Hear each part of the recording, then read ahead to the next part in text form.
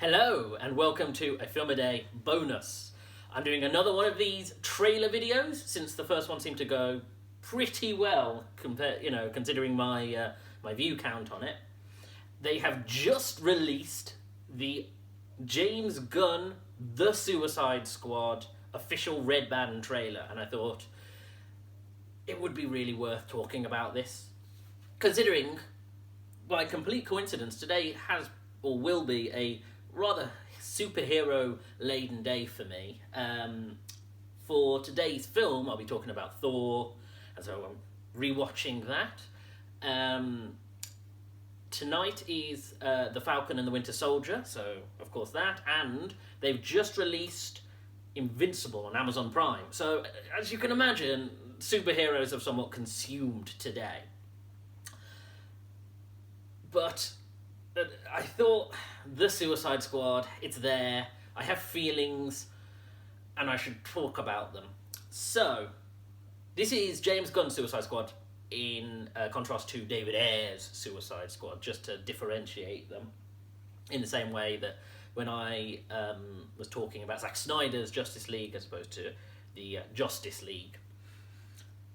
And this is good, actually. It's rather exciting to see a return to the team. I loved the idea of the Suicide Squad. You know, it's something which I was aware about in comics and extra media for a long, long time. And when they initially announced a Suicide Squad film all the way back, I can't even remember, 2013, I was so excited for it. And when they announced the cast with Will Smith and Margot Robbie, it was honestly the thing that I was possibly looking forward to more than Batman vs Superman at the time, because this is supposed to be the unhinged film, the one where anything can happen. Unfortunately, David Ayer's Suicide Squad film is just not good.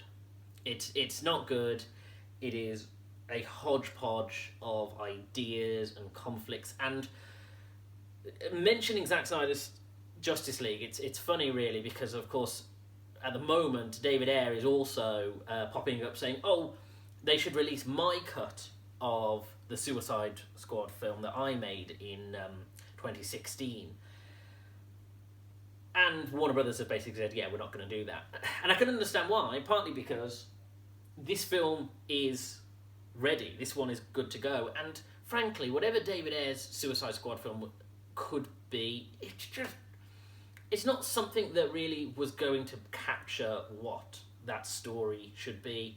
No cut of it, no matter what you changed, because the raw concept of the Suicide Squad is they are a black ops team who go in and their lives are put at immense risk for missions that they are expected to fail, to do things like assassinate dictators or deal with problems that the government doesn't want to be associated with. Whereas David Ayer's Suicide Squad film it's kind of that, but it's a whole heaping of nonsense and stuff that doesn't make any plot sense. And what they really wanted to do, you could tell at the time, was they wanted to turn it into the Guardians of the Galaxy, but for DC. Which is kind of ironic, considering this version is written and directed by James Gunn, who of course is the master of Guardians of the Galaxy, it exists because of him. Now, The Suicide Squad, or James Gunn's The Suicide Squad, ironically feels a lot more like what The Suicide Squad is supposed to be. That's to say, for one, there is a insane number of cast members. They announced this months ago about this ridiculous cast where it's what is it, 30 plus characters who are C, D and Z list supervillains and the occasional anti-hero or hero, but again, these are like bottom of the barrel. And what people have been hoping for based on this, and what I truly hope, is that means this is going to be a bloodbath. And I know that's incredibly cruel to say, but I hope that most of these characters are put on the front lines because we just see them getting annihilated. Because that is what it would make the Suicide Squad authentic. If you say had an idea where you had an initial team and they all get killed, and then we have to bring this team in, that would be cool. But this trailer does give you more of a sense of what the film is going to be. So you have Viola Davis, Joel Kinnaman, Margot Robbie all returning, and they are still front and centre of the squad. And apparently Jai Courtney is also coming back, although he doesn't play a massive role in this trailer. And then seemingly joining them is also John Cena's Peacemaker and Idris Elba's Bloodsport. And it's interesting. It's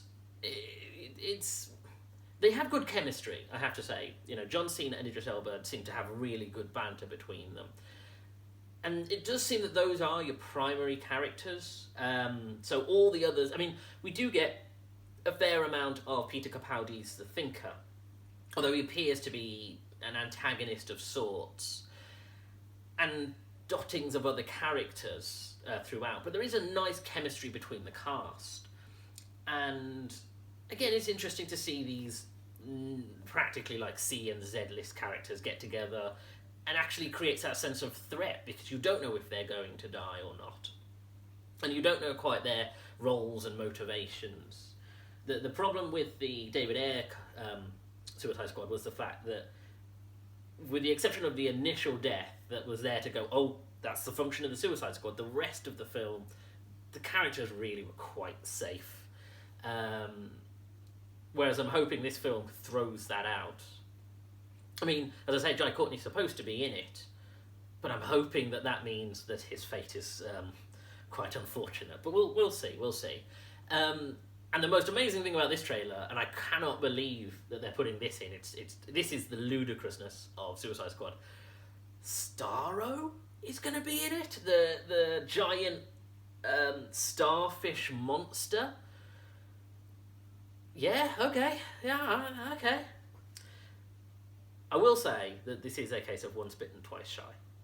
I don't necessarily trust it, because I was really down for the David Ayer 2016 film. I was so excited for the moment I went into the film, and the moment I left, I was just filled with disappointment. So I am not confident to say, yes, this is it, but I do trust James Gunn. I do trust his style.